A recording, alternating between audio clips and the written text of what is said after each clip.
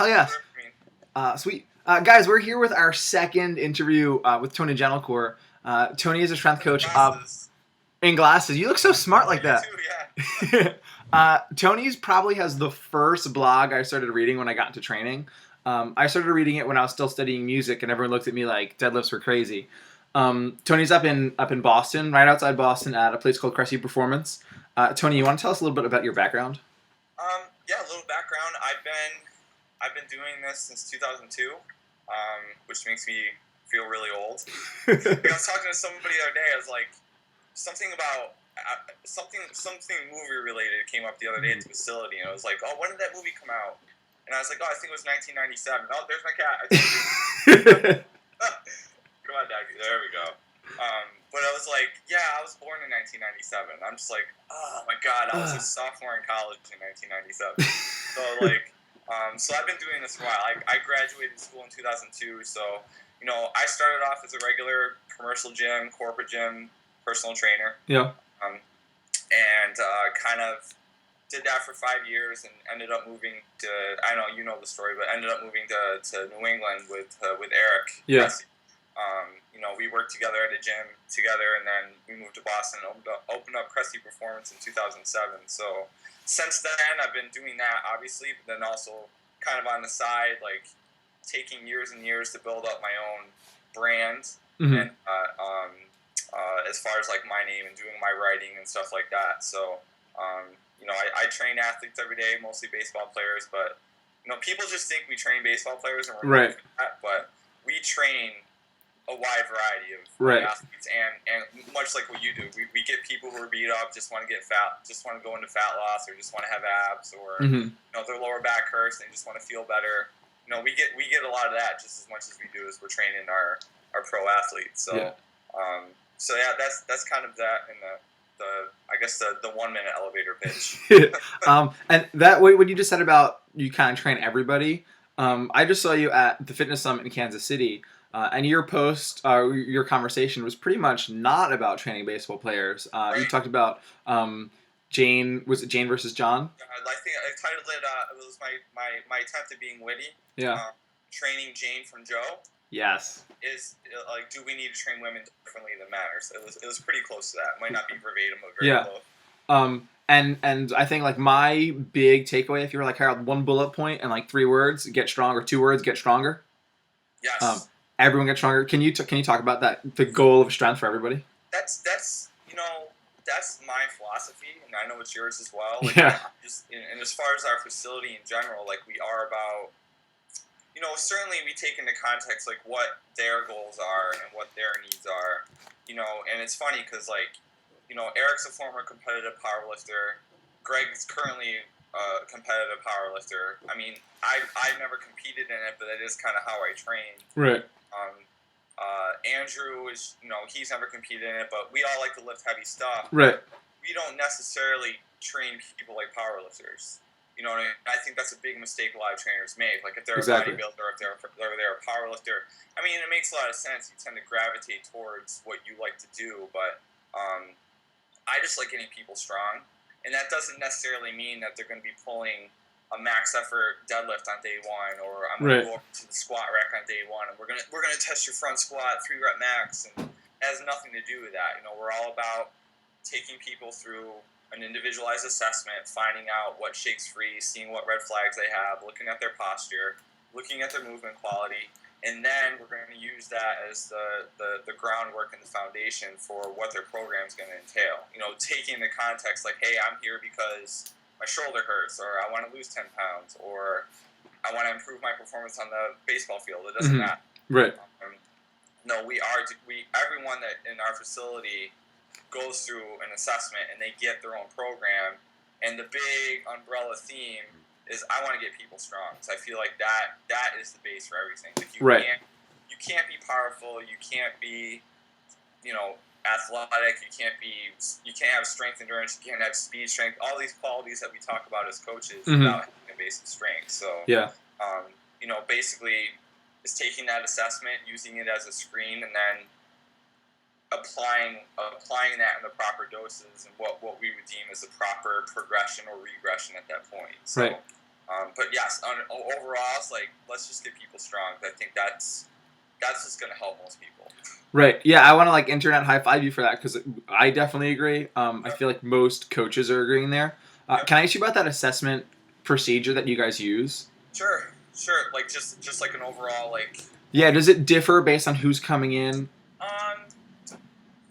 Kinda. Like okay. we tend to be, like let's take the FMS for example. Right. That is a very general screen. Like you're looking at squat, you're looking at lunge pattern, you're looking at rotary stability and stuff like that. And then you can dig a little bit deeper if you have to. I forgot the actual there's functional movement screen, and then he has the SFMA. Yes, SFMA. Yeah. So I just forgot what the initials stood for. I'm having a brain fart. But so he has that. Whereas with us, like if we have, because like I know that we train a lot of baseball players, and that's a very unique population to deal with as far as like what's going on in the shoulder, what's going on in the elbow. So sometimes we almost have to start a little bit more specific with them. Like we are literally taking out at times a goniometer and we're testing shoulder range of motion. We're looking at we're measuring ranges of motion. Okay. And we'll start much more proximally, and then we'll work out distally. As far as the assessment, like if someone comes in and their shoulder hurts, their elbow hurts as a baseball player, it only makes sense that's what we're going to look at first. Exactly. It could very well be something in the opposite hip or ankle. There absolutely could be the case, but we're definitely starting off at times a little bit more specific, especially with our very high level athletes. Okay. Because a lot of these guys, especially when you talk about like the major league guys, they've been through the FMS like dozens of times. So like if they walk into your facility on day one, they're like, "Oh, we're gonna do the FMS," they automatically do like the eye roll, like really, like I've done this. I do this every beginning off season. Like it hasn't changed. Like, So with us, like we'll be a little bit more specific. Okay. But there is a set protocol that we like to do. Like we start off in the back room with some shoulder screens, so we're looking at stuff like scapulohumeral rhythm. We're looking at standing shoulder flexion because we have to look at that as far as like how well can somebody get their arm above their head. Right. We have to test that. Like what prevents them from doing that. But if someone's job doesn't entail throwing a baseball and they could care less about throwing a baseball, I still might look at that if they're presenting with some like shoulder pain or anything like that. But we hop them on the table. We're doing Thomas tests. We're doing adductor length. We're doing hip internal external range of motion just to kind of see like where they're at, like where they're stiff, where they're short. And then we're looking at stuff like overhead squat, lunge pattern, push-up pattern. But that in general, like that takes maybe 15, 20 minutes, maybe even 10. Yeah. It's not like we're poking and prodding for like 2 hours and trying to find out every minute little detail. Right. If someone's coming in with a pretty significant injury history, then yes, I'll dig a little bit deeper and do some more provocative tests if I have to. Like if someone has like lower back pain, because I want to see, okay, is it extension based? Is it flexion based? Like I want to see like what bothers them. But I think you would agree with this. A lot of what I get most value out of is just getting people moving. Right. Absolutely. And seeing what they do on the gym floor. So, after I do the table stuff, it's like, okay, we're going to show them how to foam roll, like what our normal series is. We'll do a dynamic warm up, and then it's like, okay, let's look at your hinge pattern. Let's look at your squat pattern. I want to see what it looks like under load, because that could be a huge difference compared to unloaded versus loaded. Like it might look worse, it might look better. Right. Who knows? Yeah. But I get way more information just getting people moving and being able to coach them that way. I think that there's definitely some beauty in seeing how somebody authentically moves. Yes. And even if you've seen like a lot of Stu McGill's research that checks the FMS, and he talks about like, hey, you can change your score just by coaching it, which is like sort of true.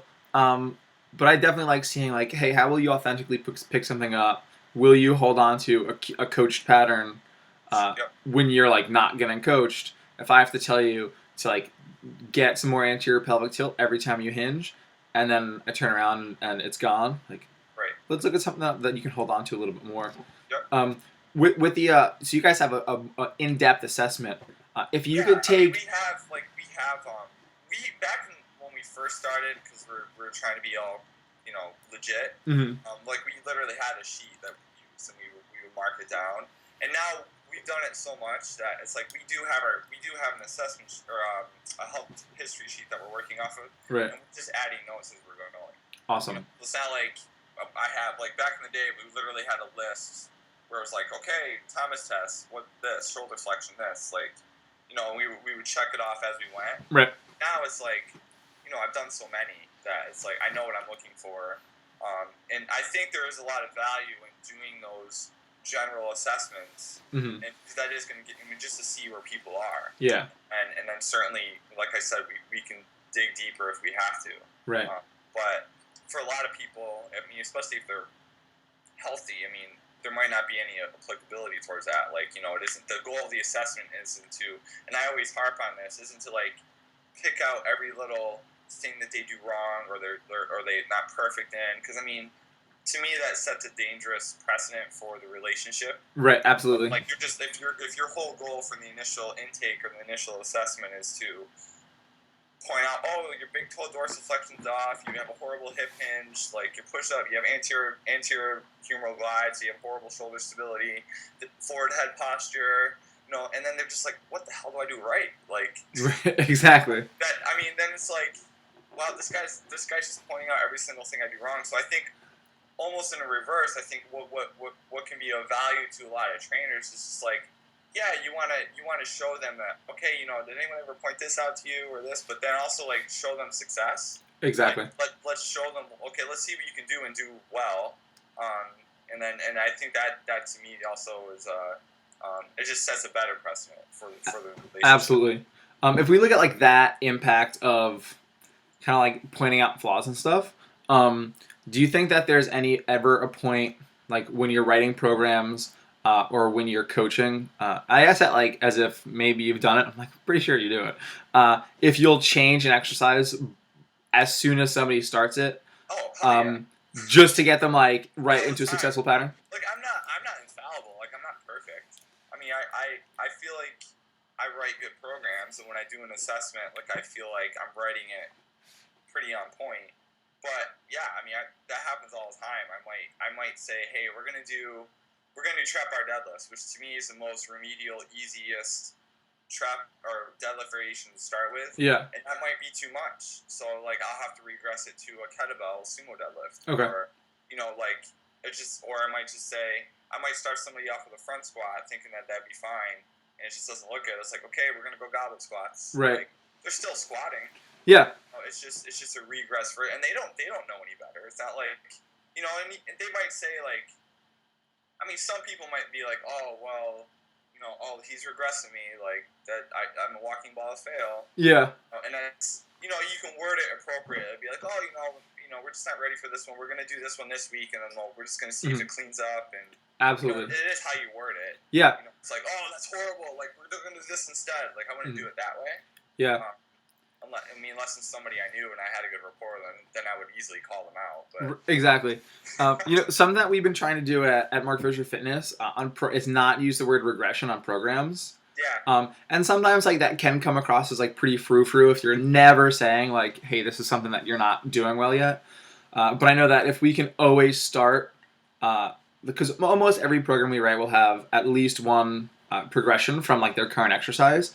Yeah. So if they get to the point where they're I either crush this with a PR or I'm bored out of my mind, we can move them to the next one. Yeah. But if it is always progression and then their option, instead of do this, if you mess it up, go back to this. Right. So that and I think the extenuating factor there is if there's pain. Right. And then I'm okay, well, obviously this exercise, we've reached threshold.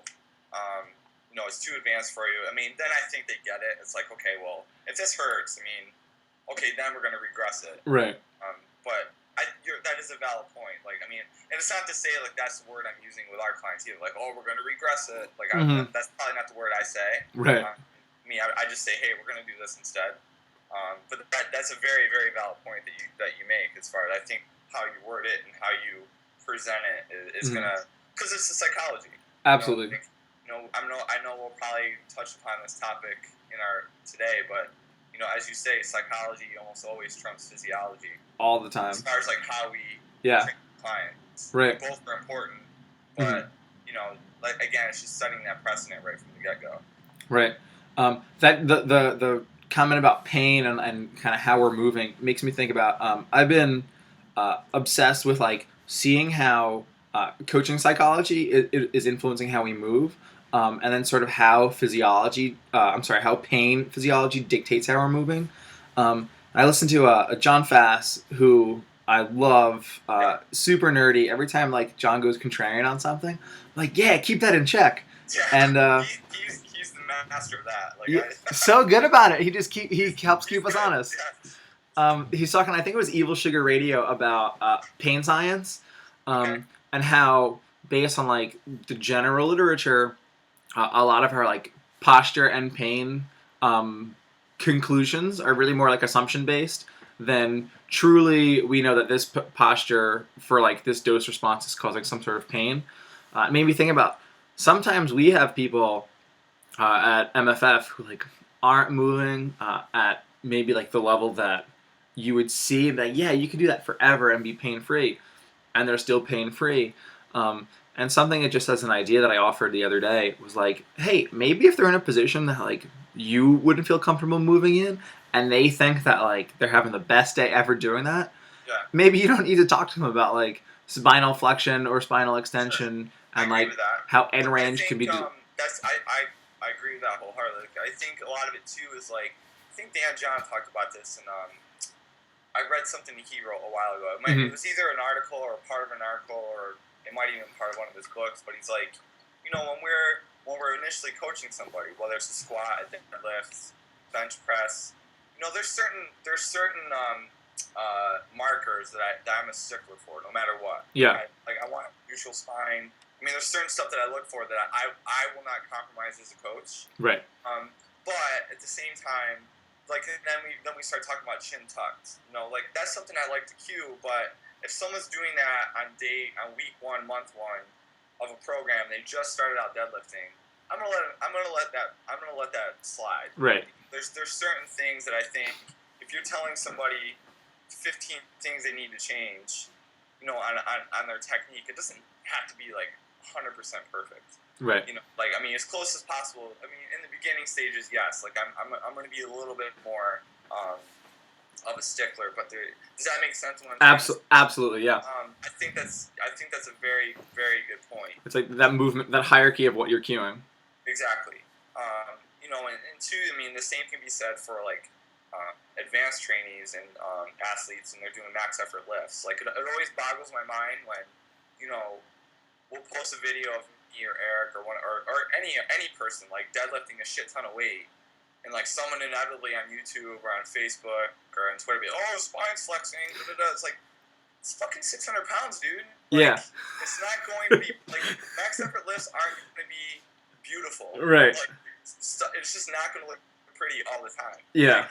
And it's just like I think he's strong enough. Like I think if you're the type of person that's squatting 3 times, 4 times body weight, I think you've trained your body well enough to stay out of end range of motion. Right. And you're probably less apt to because you gotta like get into the danger zone in order to learn how to get out of it. Right. Exactly. So, but certainly there's a fine line when somebody's new and they're just starting out. Like, believe me, like you come to Crusty Performance, I'm sure it's the same at MFF. It's like we are on them like rice as far as like neutral, like teaching chest up, neutral spine, glutes, knees out, whatever it may be. Right. We're on them, and then but at the same time, like I'll let some subtle things slide. Yeah. Something that I think Mark says it. Shout out to Mark Fisher. That you should, if you're doing an exercise, your like baseline for movement should be. Would you feel comfortable making that your Facebook profile picture? Sure. I remember the first time I said that, I was like, beautiful. Mark, that's brilliant. Like, because everyone immediately is like checking out rib cage position and pelvis position.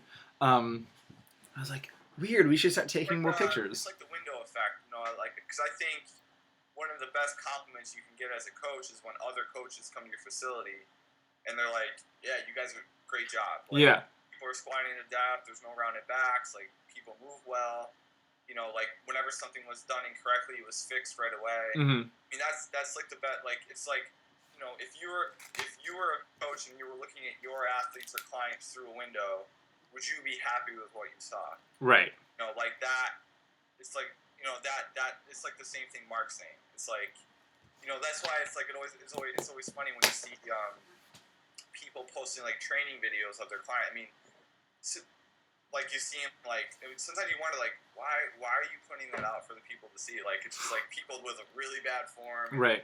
No, but sometimes too you got. I mean, if it's like a team unity thing, you see that a lot too. Like you know, college strength coaches will put like you know some finisher that their team did as a unit. Exactly. It's not the point of it isn't to have like perfect snatch technique or perfect clean technique. It's like we're just going balls to the wall. Right. Like we're testing. Like, I mean, I get it, but sometimes too, like when you see like an instructional video and it's like, I mean, me a little bit more analytical. Like I'm looking at like, oh, they're doing like a push up with a little anterior glide there. Right. Elbows are flaring out, heads coming forward. Like I'll be a little bit more analytical, but yeah, you're right. It's the you should be able to look through that window and be like, am I happy with what I see? Like, would I allow this to fly if I were if I were in the room with them? I love that. I need to stand outside the window at MFF and just stare in more frequently. Yeah, that wouldn't be creepy at all. Yeah, guys, do I like that? Actually, that would probably fly there. That'd probably normal. It would. Yeah, we've got a picture of Mark. Just like put a nipple against the wall or something. that they would just be like, oh, he's looking inside. He can't see. Yeah, you know, I remember looking at videos of the U.S. women's hockey team that was training at Boyles for this past Olympics in Sochi, and like pulling up some of those videos at MFF to be like, look at this girl just crush like body weight, like loaded body weight split squats for like 20, and like chin ups with extra weight, and there was like immediately like, holy crap, that's strong, followed by like, but her movement. I was like, well, you're testing performance. You're not gonna check somebody and think about like neutral spine before you check them. You're just gonna go hit them. Make that movement intuitive. But like, where do you, when you're looking at beginners or more seasoned lifters, where do you look at position and kind of give them that guideline for monitoring technique? I mean, I like to, for beginners, I usually always say like I don't want to make too many compromises on technique for the sole purpose of putting more weight on the bar. Right. I mean, I just think there comes a cost benefit of doing that. Especially, I mean, we work with a lot of high school athletes. Right. I mean, I don't think you guys do. I don't think you guys train a lot of younger clientele, do you? Like, I think you have to be 18 to get inside. Yeah. Okay. Yeah.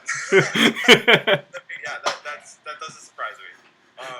So like we're dealing with kids as young as like 13, 14. Right. No, and it wouldn't do well for business if, you know, Mama Johnson comes in and it's like, hey, little Kyle broke his arm because we weren't on point. We weren't watching. We weren't supervising him appropriately. Like, right. You know, he put too much weight on the bench press and it fell on him. Or I mean, that just wouldn't go well. You know, so or he tweaked his back because he slapped on 50 pounds on the deadlift and he slipped a disc or you know, so I mean, yeah, shit happens sometimes, but as far as like people training and getting hurt, I mean, it's almost inevitable at some point. But you know, certainly we try to minimize that as much as possible. And, right. You know, I'm always on, especially with our high school and even our college guys, and even our pro guys. It's like, listen, dude, like, what is adding 50 pounds on this bar going to do for you if you're going to be doing it with horrible form for the set anyways? Like, yeah, you can run it out and get your reps in, but you know, the quality of the movement has to come into play too. And bar speed has to come into play. Right. No, not everything has to be a grinder. I mean, it's not to say that sometimes, for mental toughness and you know, there's a lot to be said about grinding out reps and you know, eking some 1 rep maxes out or 3 rep maxes or whatever. But there's a lot to be said about maintaining bar speed and making sure the quality of the movement is up to snuff. So there's, I mean, it's hard to quantify, like, okay, where's that? You know, it's just, as a coach, that's kind of what I'm there to do anyways. Right, that's like, I'm just giving that guidance. Left, and then I'm giving them feedback after their set. So. Right. I love that. This is the first time when you say grinder, it's just like, oh, I can make a Star Wars reference, and I'm surprised it's taken this long. But our SFG at Mark Fisher Fitness, Jeff Hemingway, is like, he told me, he's like, tell Tony I may be a bigger Star Wars fan than him. Oh yeah, I know there's some big Star Wars fans out there. Yeah, I was like, all right. I've never been to a midnight premiere, so, Jeff. I mean, well, the new one that's coming out, that might be my first. I'm pretty excited about this one. Yeah, I think Samuel L. Jackson just like tweeted a picture of his lightsaber. I got excited about it, but so Jeff and I talk about Star Wars all the time and like strength training all the time. And recently in my head, I've been framing your fast lifts, like your ballistic lifts, to something like a kettlebell swing as the light side of the force, because there's that like distinct period of relaxation, like as kind of like glutes, hamstrings turn on before you get to like that plank position at the top, and then grinders. If you're like grinding through a deadlift, to me it's like sort of the dark side of that force. You go to that little angry place in your head, but they're both necessary. You can't completely wipe one out. That is a beautiful analogy, Harold. I'm impressed. Thank you. I've been like, I'm trying to be like Yoda recently. Where do you think we like find that blend? So not necessarily like newer trainees, like people that aren't starting to ride out, but where as somebody's training age increases, where do they find that blend between like moving as gracefully as possible and like just going balls to the wall?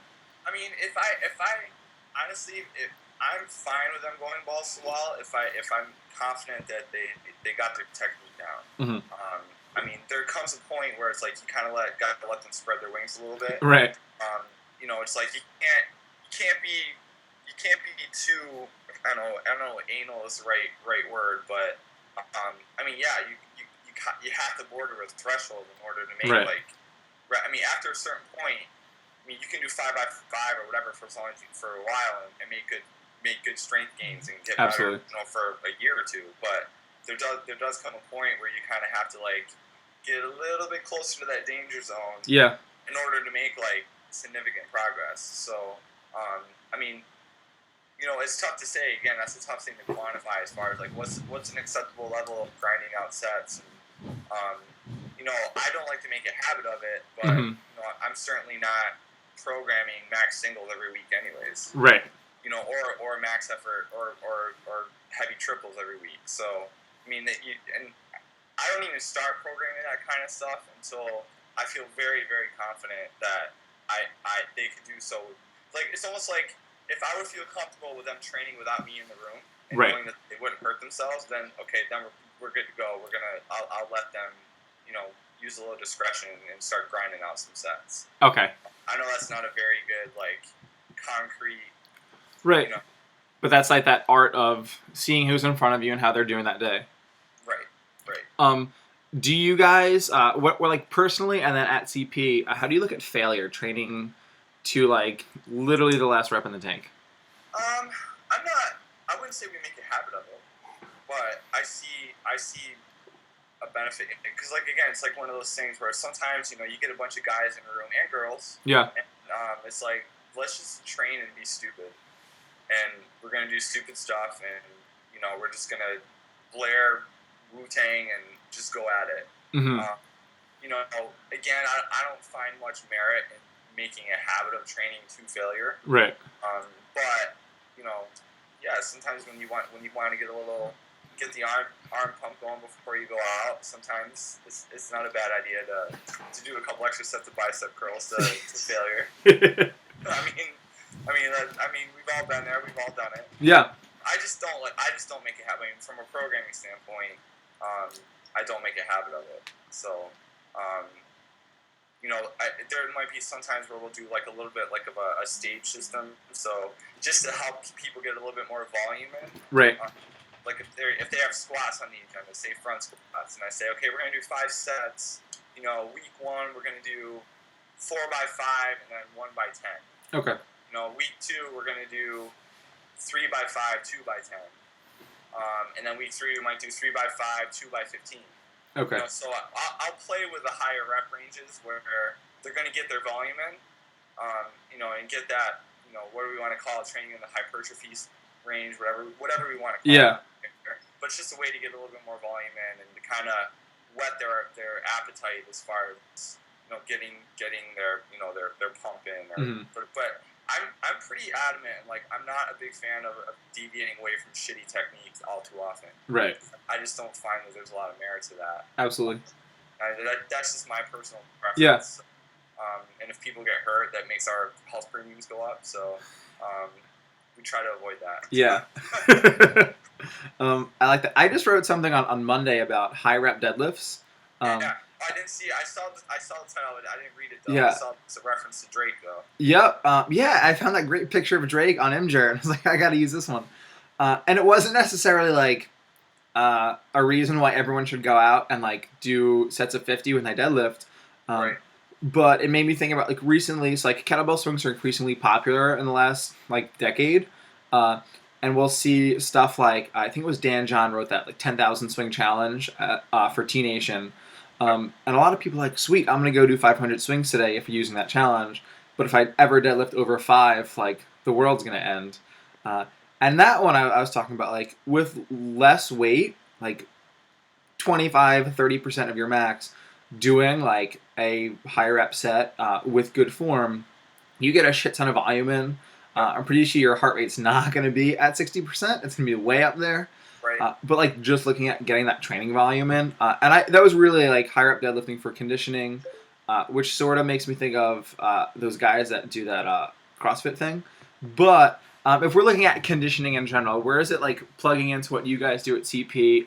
How you kind of recommend it to your online clients? We don't approach conditioning like you guys. We don't view it. We don't view like cardiovascular work. Right. It's like, okay, you have to be on a treadmill, or you have to be on an elliptical, or you have to be doing drawn-out, steady-state cardio to get the benefit. Like, because you know as well as I do, like anything that elevates your heart rate can technically be called cardiovascular. Right. Like, you know, that's a fact. Like, you're just elevating the heart rate. Yeah. So certainly, you know, we like to implement stuff. We'll do finishers and stuff in complexes at the end where we are using weights. You know, whether it's body weight squats for 20 reps paired with swings, paired with whatever. I like doing stuff like that as opposed to like traditional cardio approaches, just because I want to improve people's amplitude. Right. Like, you know, people when they, you know, they're like this all day. You know, they're in front of the computer all day. They have very little amplitude. And then they go train and they sit more and they're doing their lat pull downs and they're doing their Arnold presses. And, you know, then they're getting on a treadmill where their range of motion's here. They had still very little amplitude. So the more stuff I can do that increases their amplitude, whether I'm doing walking Spider-Mans paired with swings, paired with, you know, 20 rep body weight squats. Like, I'm getting their heart rate up, but I'm also working on movement and opening them up a little bit and just getting them more amplitude in their life in general. Mm-hmm. And that kicks people's ass. Yeah. I mean, then they're like, whoa, like, I mean, people have been so programmed to think that in order to get the cardiovascular benefit, like, they have to be doing traditional cardio. Right. And, I mean, Gentilcore just released an entire product on why that is false. Right. Like, you know, like, lifting weights is cardio, too. Yeah. You know? And you know, we're biased. Like, we're strength coaches. Like, we like people lifting weights. We want to get people stronger. So of course we're going to gravitate towards weights and barbells and dumbbells. But that shit works. Yeah. And you don't need fancy equipment to get a training effect. Right. You can use body weight. You know, it works perfectly fine. Yeah. There's it was probably from like Perform Better Summit like 5 years ago. Cosgrove did one of those like get right in the camera things. He was like, if you give me a super band, a Valslide, and like 6 square feet, I can kick your ass. Yeah. And I remember being like, well, Cosgrove, you're scary, but you sound so nice with your accent. Yeah. But stuff like that. I mean, we don't have space for a prowler yet at MFF. You guys don't have a ton of space. No. And like we get people in, and now we're in like our we have like a month-long phase, so it's 4 weeks of programming. And now we're like in the middle of week 3. So our ninjas are just at that point where they're like, all right, well, we're in week 3. Like, this is hard. Which is sweet that like if you do some swings and then do some burpees, or like Mark wrote this awful this combo with 6 swings, 3 push-ups for our last phase of classes. And like 6 swings at a time and 3 push-ups at a time is not really hard. No. But when you're timing yourself through 3 minutes, like that's like tackling a bear. Yeah. And like if we just get those combos in there, gets the job done. I mean, all people care. They just want to feel like they worked. right? You know, like. But you and I also know in the back of our heads, like we're a little bit more analytical, and we like, okay, I want people to feel like they're working hard, of course, because that's what they're paying for. Like they want to feel like they leave a session that they did something. But you and I are also like, okay, I want to fix shit. Right. You know, and that's where the swings come in. And, yeah. I mean, burpees. I'm not a huge fan of burpees, but I mean, you can certainly modify them to make them a little bit more friendly. Right. Squat. I mean, so it's kind of like it's a nice compromise. You know, like they're. I mean, you're kind of educating them too, because like you said, like people have been programmed to think that a treadmill is the only way to get your heart rate up. Exactly. When you show them that, like hell no. Like, yeah. You kick their butt. And it's like, but we also know we're also like. I think you guys are the same. Like even when we are conditioning or doing GPP work or whatever you want to call it, like the motive is still to address their needs, right? And to do stuff that is going to be beneficial. It isn't just to do it, right? Like, to me, like there's always a motive involved in what I'm programming or why I'm programming. Like we're not just doing prowler pushes. I mean, sometimes I'm an asshole. I'm like, okay, you're doing prowler pushes because you're going to do prowler pushes. They suck. yeah. Like, you know, but at the same time too, like we're working on hip extension, glute activation, right. flexor length. You know, I mean, for someone with horrible like sits at a good desk all day, that could undo a lot of the stuff that, you know, they don't know it, but they just view it as like, oh, he's making me push the prowler. Yeah. You know? But I mean, yes, there's times where it's like, yeah, I just want to kick your butt, and we're gonna get after it. But other times it's like maybe a little bit. I think the good coaches and what separates good coaches and good personal trainers from the bad ones is that, you know, there's always a rationale of what and why we're doing certain things. Right. And usually that rationale, like the first point isn't just get tired. If your first thing is like, how can we tire people out? I'm like, that's pretty easy to do. Yeah, that's so easy. I mean, do jumping jacks for a half hour straight. Yeah, like you're gonna be tired. Yeah, and that counts as your calf isolation work. Yeah. I always joke because there's times I teach our boot camps once a week at Crusty before. I do them on Friday mornings, and I always joke with them that one day they're just gonna show up, and I'm gonna be like, yeah, we're gonna deadlift for 45 minutes. That's all we're gonna do. Like we're just gonna do clusters, or I joke about, or we're just gonna squat, and I guarantee that will kick their ass. Yeah, absolutely. Like that would. I mean, not to the point where it's like, again, taking into consideration technique stuff like that, but one day I will do it. I mean, not anytime soon, but one day I will do it. Well, how does your programming change for the boot camps compared to like your guys that kind of come in the afternoon? Yep. So our boot camps are done 3 days a week. So there's Monday, Wednesday, Friday. Okay. I take the Friday group. What happened was Greg Robbins was doing them full time. He did 3 days a week, Monday, Wednesday, Fridays, and you know, to his credit, I mean, he got burnt out. I mean, getting up 3 days a week. So we kind of divided up the process where a coach takes one per day. Right.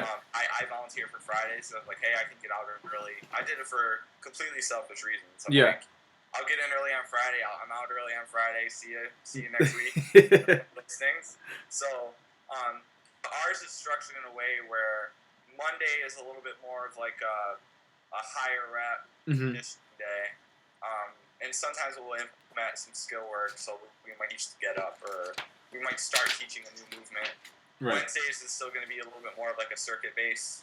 Okay. Where it's like, we'll have stations. Yeah. It's like we do 20 seconds on, 40 seconds off, or whatever it may be.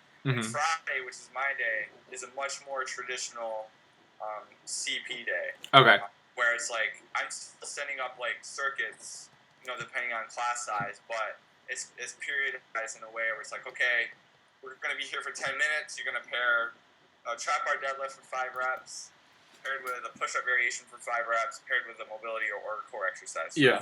You're just gonna go through that, and I tell them, like, I'm not worried about how many rounds you get through. I just want you to get quality reps in. And we're gonna do it for 10 minutes or 12, whatever, and then we're gonna switch and do another circuit over here. Right. So it's a little bit more of a traditional strength day. Yeah. So it's not a boot camp in the sense like everyone's going all over the place, like their head's on fire. but it's a little bit more structured. None of them are like that really, but yeah. On Friday, if you ever come on a boot camp on a Friday, it's very much like it looks like they're doing like a strength session. You know, it's like I gotta come check that out. That's awesome. They're getting their deadlift, their squat, you know, and then at the end, I'll usually leave like a 10-minute window where it's like, okay, now we're gonna do a finisher. Mm-hmm. And depending on, I usually make that up as the class is going because certain class sizes are bigger than others. Right. What sizes are you seeing? Right now we average between 8 to 14 per class. Okay. You know, so and that's kind of where we kind of put the upper limit at because there's me and one other coach. Okay. So that's kind of where we capped it. Yeah. And we do 5:30, 6:30, 7:30, and 9:30. Okay. So we're averaging about 8 to 14 per class. That's awesome. Because you gotta remember too, like the facility itself isn't in the city. Right. It's in the boonies. Like it's 25 miles west. So we are in suburbia. Right. So it's not like people can just walk the facility. If we were in the city, it'd be like I don't even know how many. That'd be a nightmare. But, yeah. But that's how we structure it. We like it that way because people do get a little bit more individualized. They're not getting individualized programming, but they are getting a lot of coaching. Right. It's not like, hey, here's what we're gonna do and let's do it. Like we're coaching people. Like we're making tweaks as needed because we get new people went walking on one day. They've never done it before. It's like might have it like, hey, we're doing sumo deadlifts today, and they're like, I don't know what a deadlift is. So I'll be like, okay, well we'll do this. We'll do this instead. But they're learning. Yeah. How does your queuing? So like when you're on a Friday morning, if you got 14 people in front of you, how does how you coach and queue change for that setting versus if you've got like 1, 2, or 3 guys that like you're really working hands on? I'll be a little bit more lenient. Okay. But I'm a fucking awesome coach, so I'm pretty good with how I can certain verbal cues I can use. Right.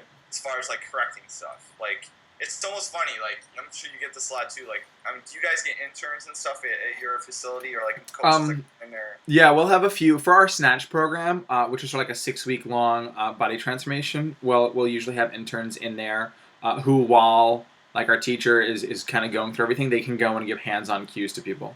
Yeah. So using that as an example, like we get an intern class every 4 months. Mm-hmm. And to no fault of their own, they're trying to teach a kid how to deadlift, right? Trap bar, and it's just not going well.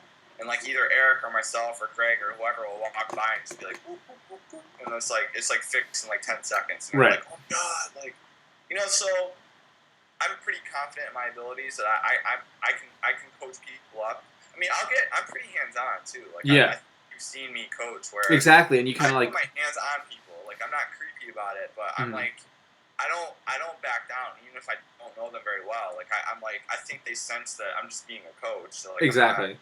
I'm not like only paying attention to the hot females. Exactly. Yeah. Pushing them up and then totally neglecting the guys. Yeah. You know what I mean? Absolutely. So but I mean, you almost have to be a little bit lenient in the boot camp setting. Mm-hmm. That's where it goes back to the conversation we had a little bit earlier. Like there's gonna be a smidge of compromise as far as like what I'll let fly. Absolutely. If I know if it's normal business hours and I'm just supervising a handful of athletes, like I can be on them a little bit more. Exactly. But in a boot camp setting where it's like it's a little bit more fast paced, a little bit more chaotic. Mm-hmm. If they're not tucking their chin or on their last rep they rounded their back just a smidge, like I might say, hey, just watch that last rep. Right. But I'm not gonna like on them. You know what I mean? So, but we're pretty good. Like. We don't want it to get too crazy there where there's too many people and not enough coaches. So it's important for us in our business model that people are getting coached, and exactly that's what we pride ourselves on. So, yeah. Early in the week they're getting coached by the other coaches too. I'm not there. So, but I'm pretty confident. I can break down the deadlift and the squat pretty quickly. Like pretty quickly. Just some like 1 or 2 bullet like point like do this, and then it almost cleans up like that. Yeah. Speaking of deadlift squat, Kyle Langworthy wants me to tell you that squatting is better than deadlifting, and kind of he wants some of your feedback on that. Okay. They're both great. I think who was it? I think even Gray Cook says maintain the squat, train the deadlift. Yep. Kyle can go F himself. He's gonna love that. Yeah. So he's arguing with a great cook on that point. But I mean, I'm not. The only reason why I like deadlifts more is because I'm good at deadlifting. Right. You know, like I squat, of course, but I'm not a good squatter. It's strictly leverage based, right? Strictly leverage based. Yes, just because I have very long torso, and you know, but I can squat ass to grass, you know, but my squat numbers aren't even remotely close to what my deadlift numbers are. Right. So I only give so much love to the deadlift. Don't get me wrong. I think there's a lot of benefits to the deadlift and how it helps people. Yeah. Corrective standpoint, not to mention performance and strength and all that jazz. But to say like, argue like, I know he's being facetious. Like I know for a fact he's kidding. Yeah. You know, to say that the squat is better than the deadlift or vice versa, like to me, it's kind of like a moot point. Like they're both fantastic. So yeah, go nail both of them. And I know that he's not being serious. So I want to follow that with like a serious version. So most people that we see like kind of squat and deadlift from the beginning. I think everyone that comes into our facilities are like we squat and we deadlift, or we squat and we hinge. We do kettlebell swings. Are there any exercises that you now know of or that you now do that either when you started working out or when you started training, you wish that you could have included that in your programming? Man, I think probably kettlebell swings. Honestly, swings. Like when they first became popular here, I was like, what the hell is this? Like, right. It's another fad. Like this couldn't possibly be beneficial. So yeah, the swing, the get up. Okay. Because I just think, there's so much you can do with a kettlebell just from an introductory standpoint. Right. You know, teaching a goblet squat or teaching a hip hinge or anything like that. But and even like grooving that hip hinge, whether you want to do like what does Dan John call it? Like the belly hip hinge. Or the like the goat belly thing. Pressing the kettlebell into the sternum. Yeah. Like that works magic. So I think if I had to go back, like implementing kettlebells a little bit sooner would have saved me a lot of time. Yeah. Just from like an exercise selection standpoint. Right. Not to mention conditioning, carries. Yeah. We got not to mention carries and all that stuff. Get up variations or get up progressions, I should say. Right. So I think that's something I wish would have latched onto a bit sooner. Yeah, I think that it's a Pavel quote where he says like the kettlebell, or maybe it's Gray. The kettlebell will teach you how to move if you let it.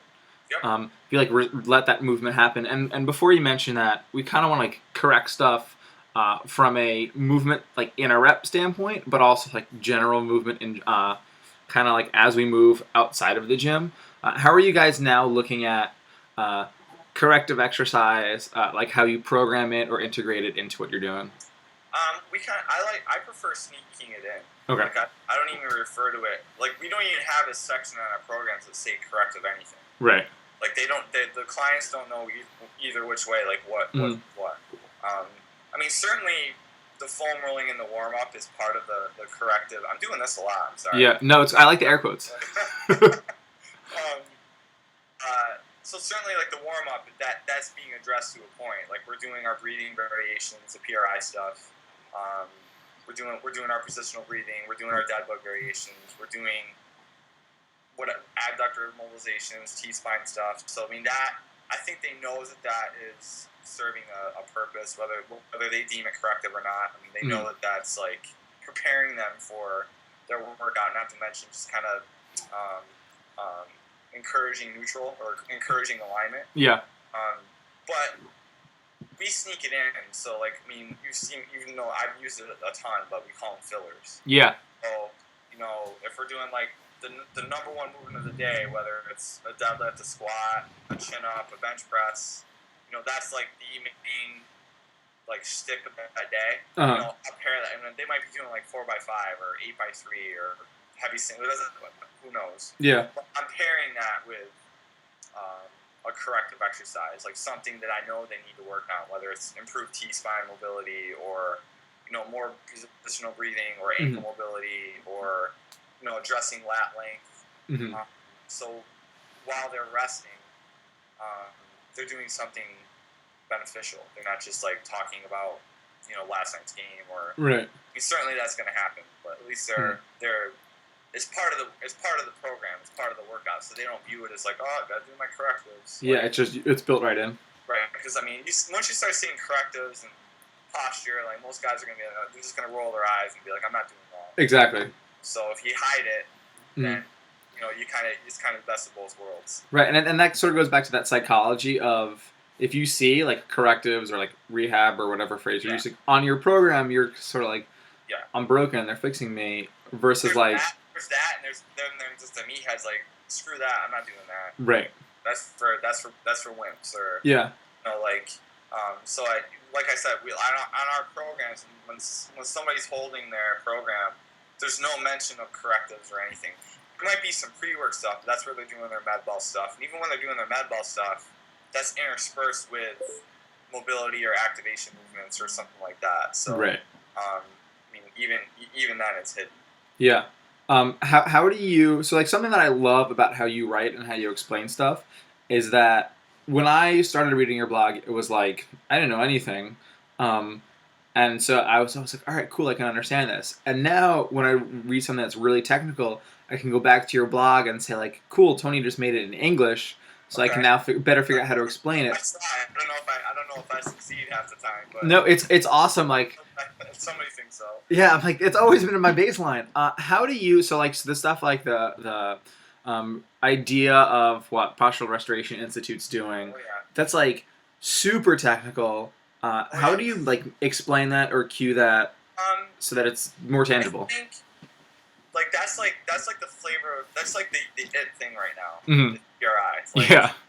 I mean, I would say it's probably been like what would you say, like 2 years that it's really gotten popular. I mean, people forget that it's been around for decades. Yeah, it's been around since like late 70s. Yeah, I mean, it's been around for a long time. I feel like, I mean, there's been a lot of physical therapists and chiropractors that have used it all the way through, and it's only been within the past year, 2 or 3, where the strength coaches and the personal trainers have grabbed onto it. I feel like it's like that's what they feel like is gonna.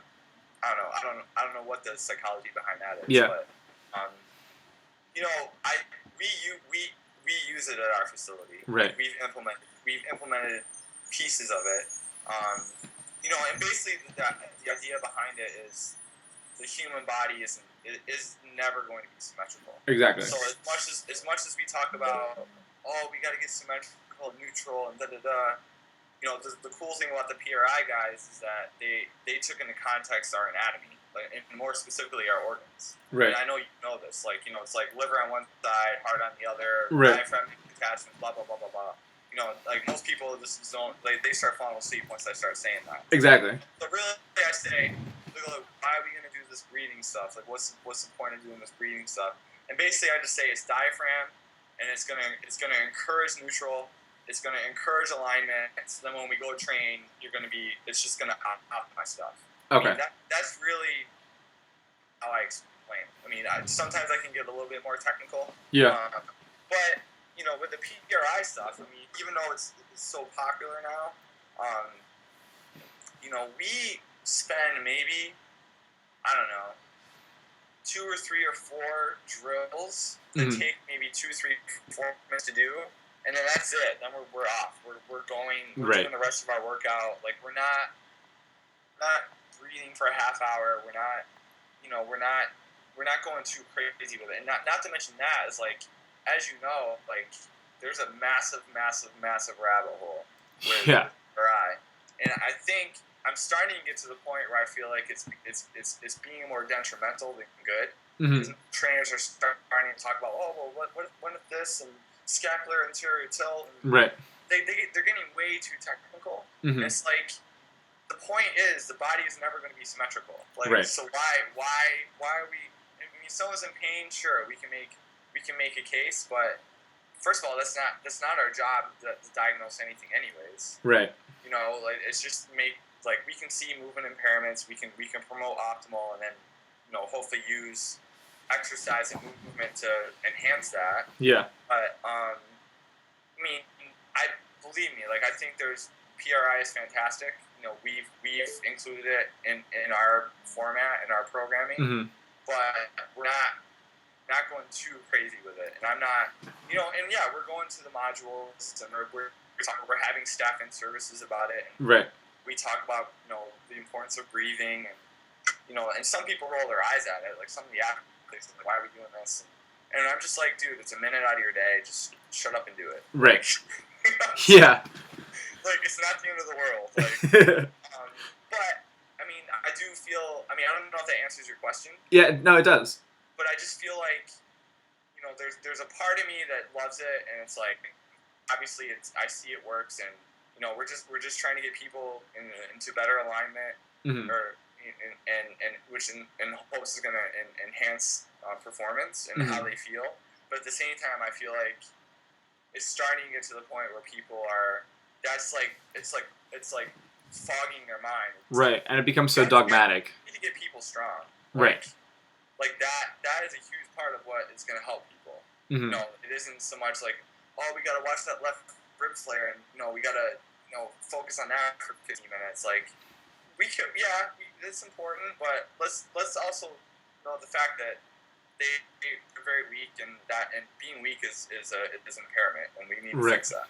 Yeah, I think it's Brett Contreras that says, like, getting stronger is corrective. Yeah, absolutely. Like if you think I think something that Brett's written is that if you think strength training is dangerous, try being weak. Yeah, it's a fantastic quote. Yeah. You can't really argue that. Not at all. I like that you said that you're talking about optimizing. So like doing some sort of positional reset or a specific breathing drill helps optimize you for that training. I know that for us in Midtown Manhattan, I want to say like most of us, like trainers and clients, are sort of operating at an average stress level or above. Oh yeah. So for us, it's definitely like kind of turning on that or learning to turn on your off switch. Sure. I see a lot of merit in that. Like at the end of a workout, I'll do some like prone belly breathing for 2 minutes just to like turn that off switch on. Right. Does that make sense? Turn the off switch on. Yeah. I just listened to something from movementlectures.com. I think it was like crawling. It was breathing, crawling, and Turkish get-ups for runners. And we got a ton of people that are running now. They're like every 5K and the half that pops up in the New York City area they're going to. Yeah. So I'm like, let's see if there's anything new in here. And I heard the presenter, it was Sarah something, say that. And I was like, oh, turning on your off switch. It's beautiful. Yeah. So I mean, if anything, it's just it's helping them turn on their. Just tone it down. You get the very type A individuals. Right. And it's just like let's tone it down a little bit. But yeah, I mean, the PRI is great. It works. Like we use it. You're using it. But at the same time too, it's like we gotta keep strong and get them moving well too. So. Absolutely. So, I mean, I don't spend a lot of time. I mean, I talk about it a little bit, and I can break it down. Like if someone is truly interested in it, most people don't care. Like someone comes in with some kind of impairment, whether it's shoulder, lower back, or whatever, and you start talking breathing patterns, like their eyes will gloss over. Exactly. They look like a zombie. They really don't care. Yeah. But if someone's like really into it, like they're interested in that, then I can break it down and talk about left AIC and PEC and all this other, and then explain the diaphragm and how we want to get rid of that, the scissor. And, right. Yeah. So, I mean, and I feel like I can do a fairly good job of watering that down, but I don't feel like I have to get overly complicated with it. Right. And I don't know. But so thank you for saying that I water it down. Yeah. No, I love it.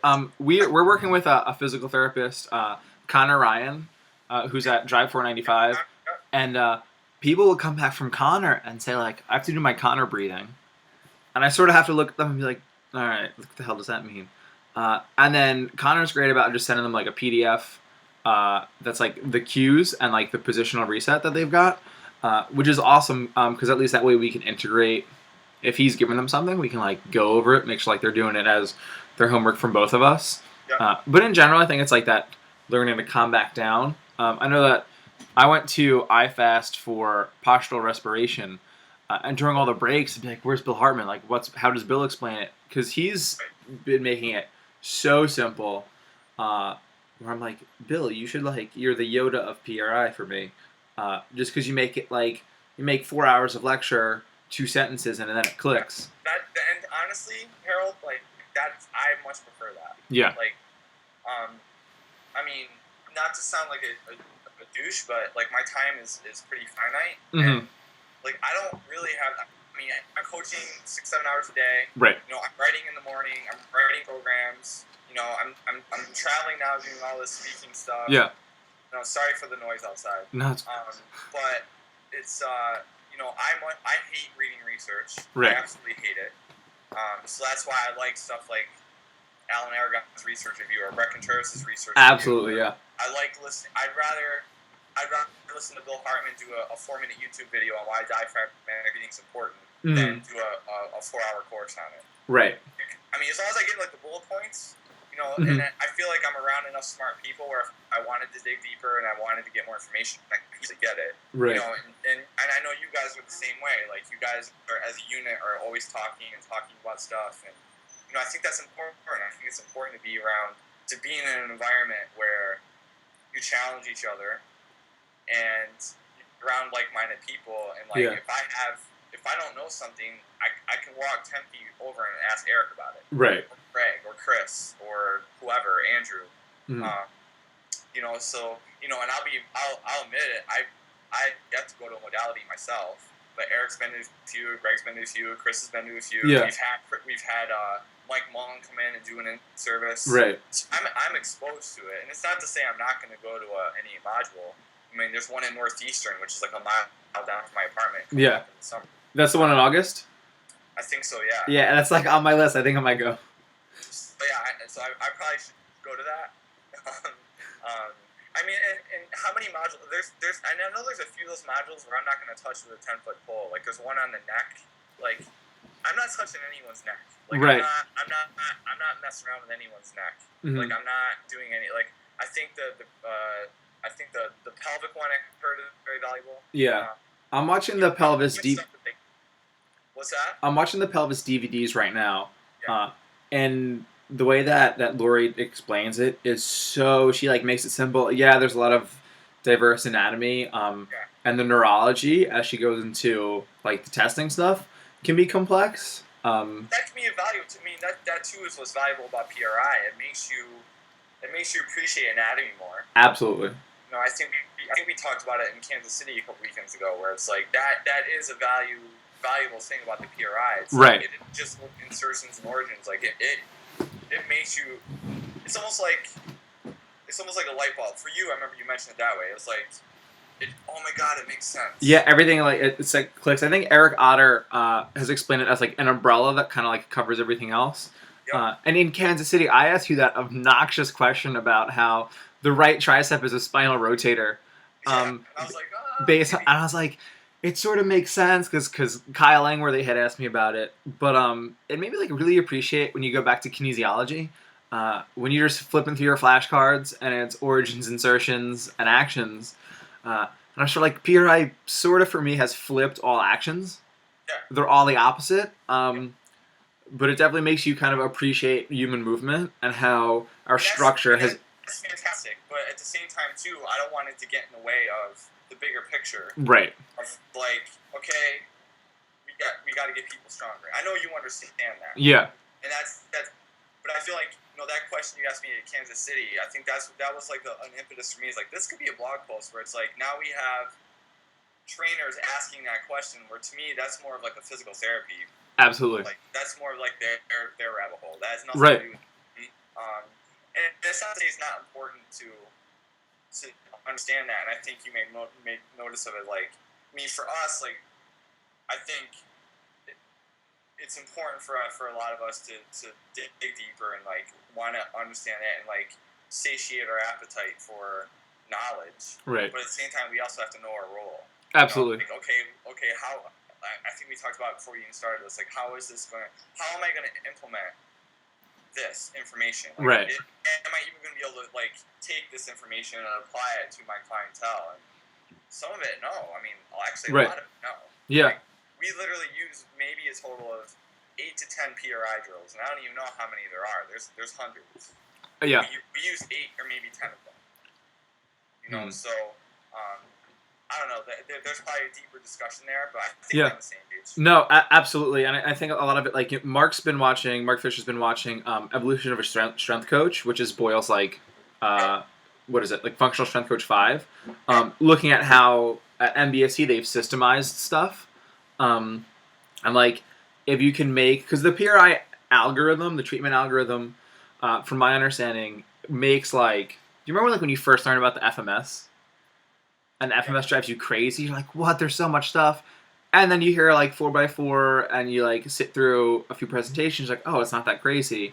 I think right now, like that issue with PRI is that we make it so dogmatic, and it's seen as like this religion and the cult of personality of like asymmetrical diaphragm. We're like, you can't change it. I mean, we're talking about asymmetrical diaphragm, and what the fuck does that have to do with getting with personal training, strength coach? Right. You know what I mean? Like that to me is where it becomes inane.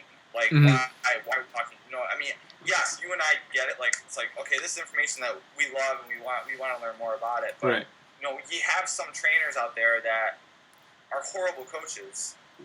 And they're reading stuff on this like when they're not even going to be able to apply it anyways. Right. And it's like to me that like I mean, forgive me if I'm wrong, but a lot of this stuff is more applicable to physical therapists, athletic trainers, chiropractors, and like those are the people that are going to be really using this stuff. Like you mentioned Connor. Like I mean, he loves this stuff. Mm-hmm. I mean, and I think it's cool. Like, he does. If Connor's over with Charlie at 495, and in Training Equals Rehab, Rehab Equals Training, which is now coming up on the second version, and Charlie talks about like that continuum where like it's sort of all the same, but it's not. I love that as somebody moves along there at any given point in time, like I know what the hell Charlie gave them or what Connor gave them, and then I know like how on my side of things we can integrate that.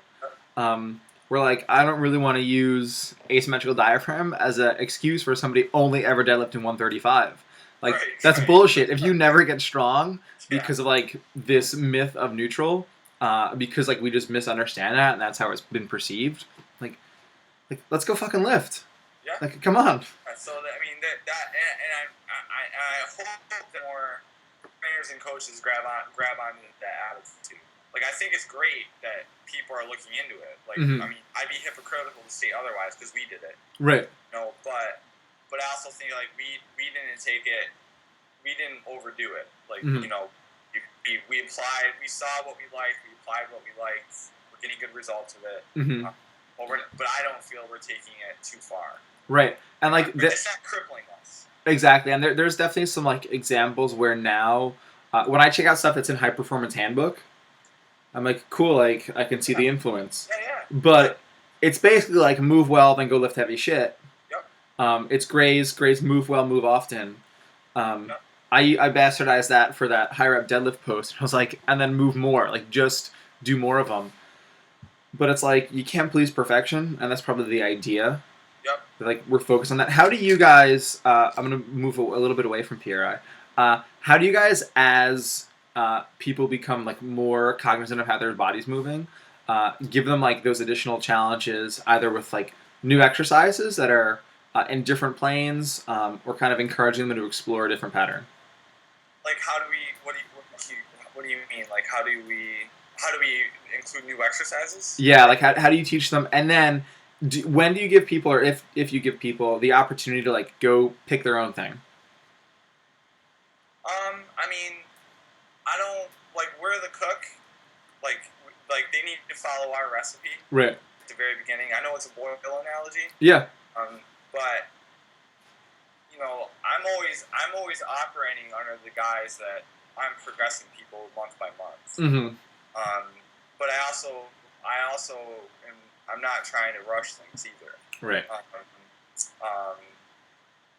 You know, because sometimes we get the people that are a little bit more educated that want to, like, they read T Nation, you know, they read Kelly Starrett, they read whatever, and like they're doing our program and they come, oh, I read this, and what about this? And, right. You know, I'm like, hey, that's cool, you're reading that, but you're just not there yet. Yeah. And So I mean, there's a little bit of a degree of part. I always say that part of my job is like applying brakes to people, like Right. helping them getting out of their own way. Mm-hmm. So I mean, a lot of it comes down to them trusting the process. Yeah. But I'm not. I'm not that pompous to say that it's my way or the highway. Like, right. I mean, I'm not gonna poo-poo on somebody if they want to try something. Yeah. Whether they want to explore. I mean, there's plenty of times where someone will be like, hey, I've never done a Turkish get-up, but I've been reading a lot about it, and I'll be like, okay, well, at the end of our session, at the end of your training session today, let's take 5-10 minutes, and we'll do a little introductory like skull session on it. Yeah. We'll coach you up and just start implementing it, and then at least you'll know you're doing it correctly. And then if you want to do some extra practice at home, by all means do it. Awesome. As long as I feel comfortable that they can do it safely and not hurt themselves, right? Then cool, I'm all for it.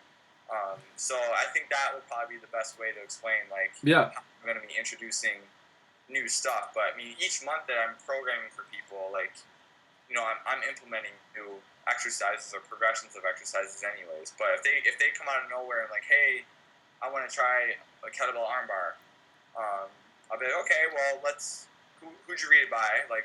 Right. What's the context here? And then it'll be like, okay, well, at the end of today, when you're done, when you get done with everything that's scheduled for today, mm-hmm. let's take 5 or 10 minutes and let's go over it. So right. I mean, I'm fine with that. See, I'm not that much of a jerk where it's like, no, you're only doing my program.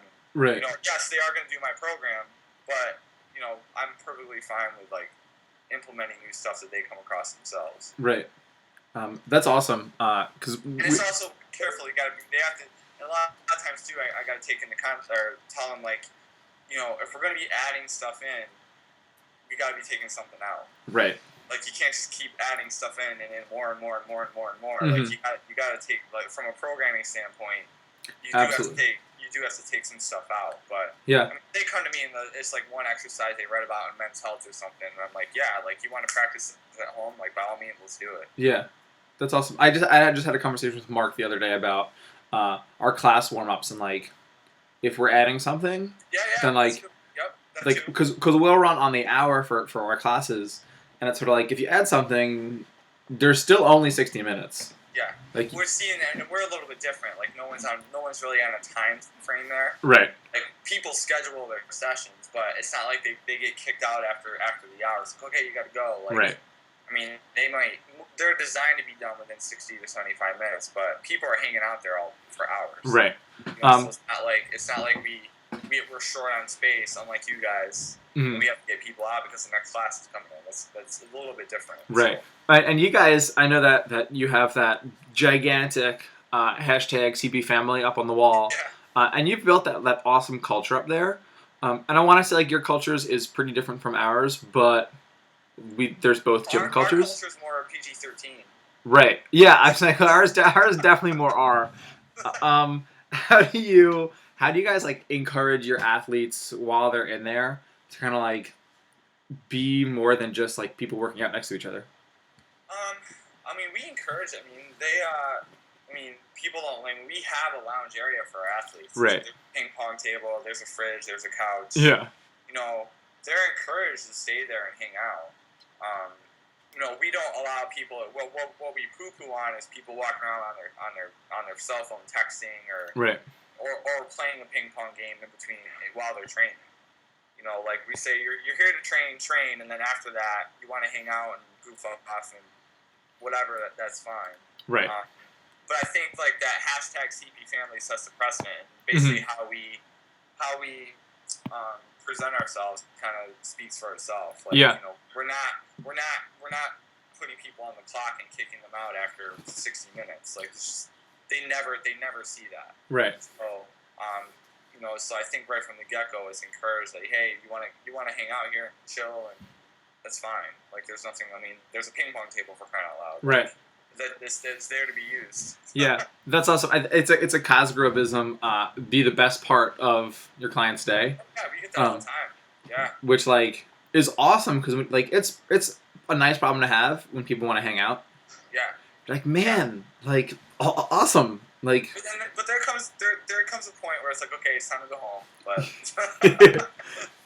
but I mean, we certainly encourage like people hanging out and mm-hmm. Wanting to be around, watching people train. Right. That's fine with us. Yeah, and that more casual atmosphere where you can like kind of hang out. Is something that surprised me at the fitness summit in Kansas City. Where I was like, me too to a degree. Like I knew it was I knew that was the vibe going in. Mm-hmm. But yeah, I mean, and that's just me people training during other people's presentations. Like, I wouldn't do that, but that's not to say it's wrong. Right. Like I want to hear other people talk, and I exactly. Not to say it's disrespectful, but to me, like I just want to be respectful. If they're going to listen to me, I should listen to them. Right. Again, that's what I liked about the fitness summit. Is it was so informal, and it wasn't about like making a profit or selling products. Mm-hmm. It's literally about people who like to lift heavy shit and talk about exercise. Talking about exercise and lifting heavy shit. Not exercise. I mean, I can't tell you how many. I think it's a breath of fresh air when I can go to an event and not talk about fitness. Right. Like, I like that. So I mean, that was definitely the vibe that and not to mention, I mean, I got to meet a lot of people that I knew but didn't know.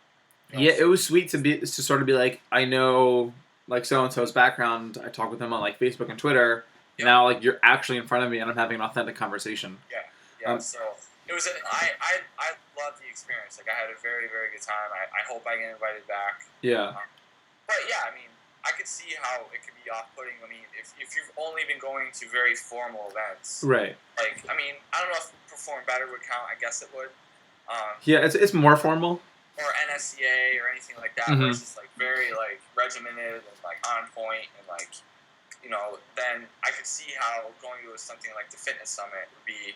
Wow, this is kind of awkward. Not awkward, but like different. Yeah, well, that was like I think that because I've been down the PRI rabbit hole, when I got there, I was like, what's going on? And then after I realized, like, it's supposed to be like that, it sort of clicked. I was like, oh, like, that's awesome that you can, like, talk with people that are from other countries.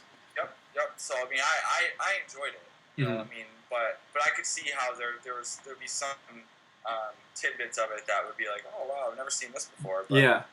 That's again what makes it unique and what makes it a good experience. So yeah, no, it was awesome. I wrote in that review that I wrote the Fitness Summit sucked, like asterisk, and then at the end I was like, I'm going back because it wasn't what I expected, and it was awesome.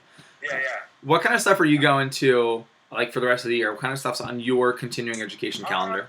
Continuing ed, well, I'll be going. Well, I'm doing a lot of speaking. I consider that continuing ed because when I go speak, even when I'm doing a lot of stuff with Dean Somerset. Right. Doing our workshop, and every time I listen to him talk, I learn something.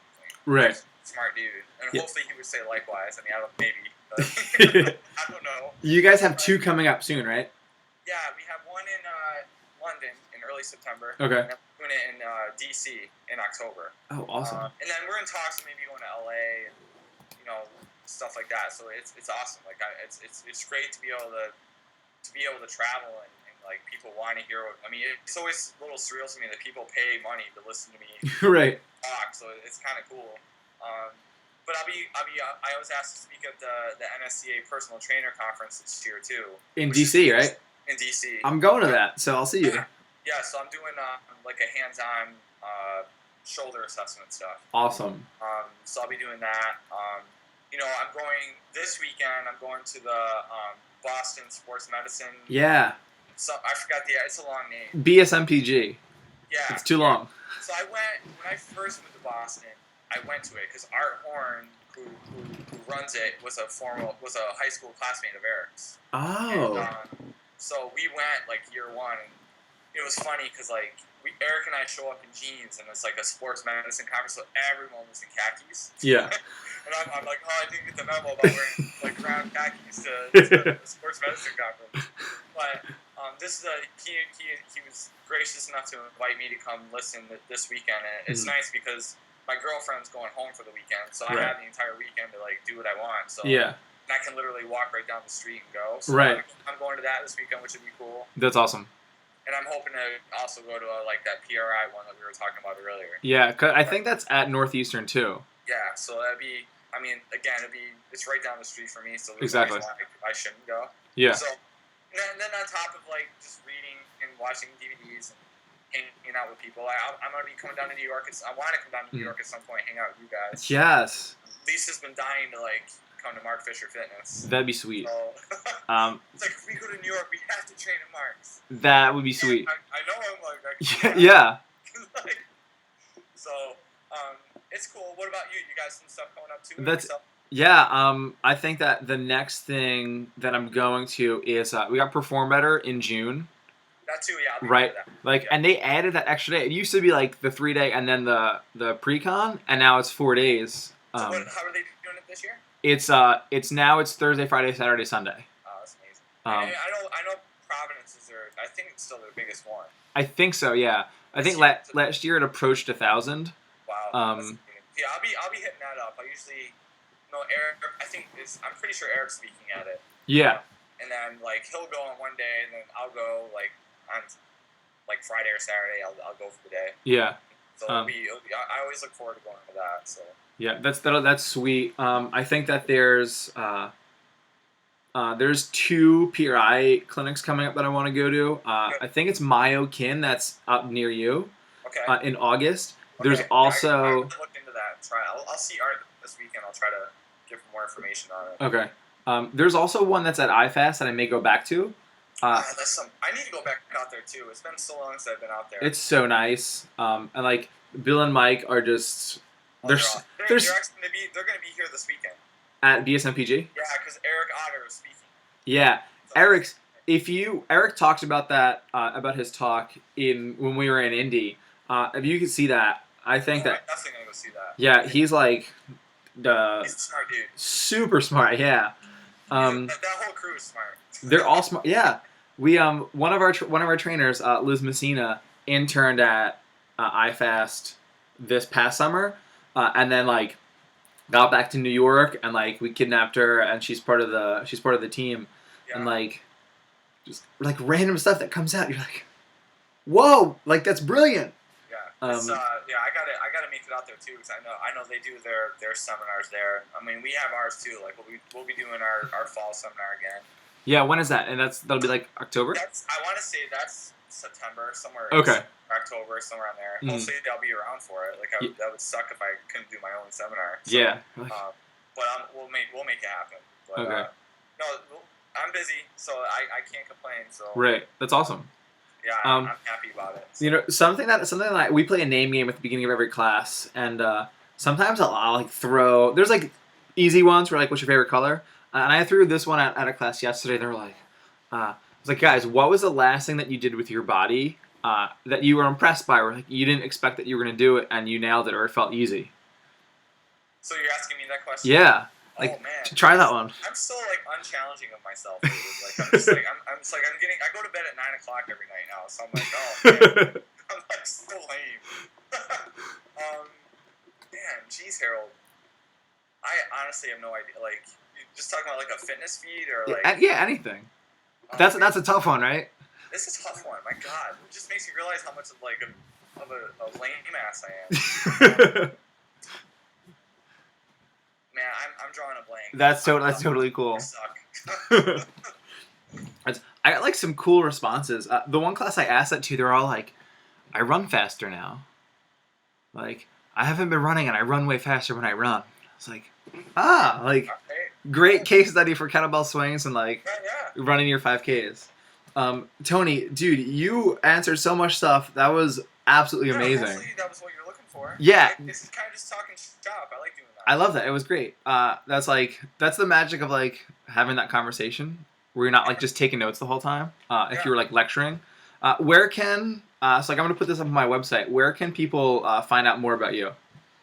My website, TonyGentilcore.com. I mean, that's kind of like the home base. So that, and I soon I'll be updating it. So it's going to be more glamorous. That's awesome. But that's where everything's at. Blog, articles, like pictures of my cat, like whatever. It's all there. Awesome. Dude, thank you so much. Can we go internet high five? Yep, ready? Yes.